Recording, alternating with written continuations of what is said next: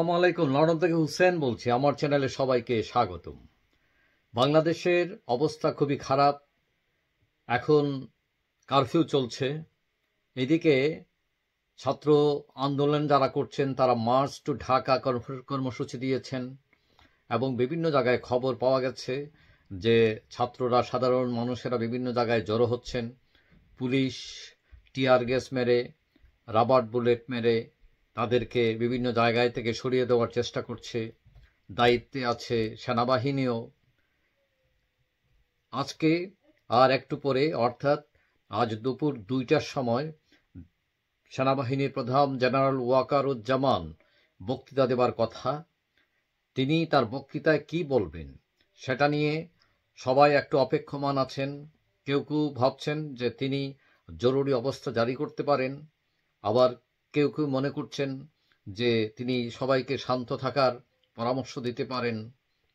এইদিকে আমরা গতকাল রোববার দেখেছি যে প্রাক্তন সেনাপ্রধান জেনারেল ইকবাল এবং আরও কিছু প্রাক্তন সিনিয়র সেনাপ্রধানরা একটা সাংবাদিক সম্মেলন করেছেন এবং তারা দাবি করেছেন যে সেনাবাহিনীকে ব্যারাকে ফিরিয়ে নেওয়ার জন্য।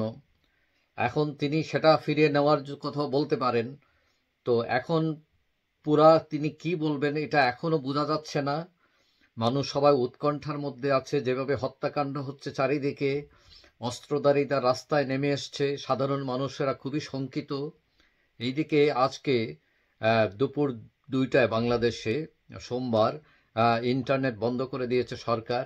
সুতরাং জেনারেল ওয়াকারুজ্জামান কি বলেন সেটা সবার কাছে খবর পৌঁছতে হয়তো সময় লাগবে। বিশেষ করে যারা প্রবাসে আছেন তারা এখন আবার যোগাযোগ বিচ্ছিন্ন হয়ে পড়েছেন।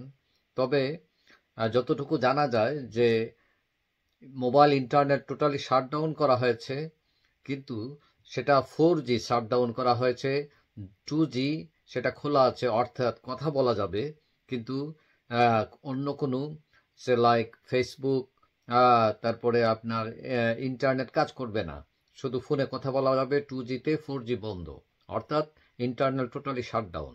যাই হোক, জেনারেল ওয়াকার কি বলেন সবাই অপেক্ষা করুন এবং সেই খবর আমরা পেলে আপনাদের জানিয়ে দিব। যাই হোক, সবাই ভালো থাকবেন।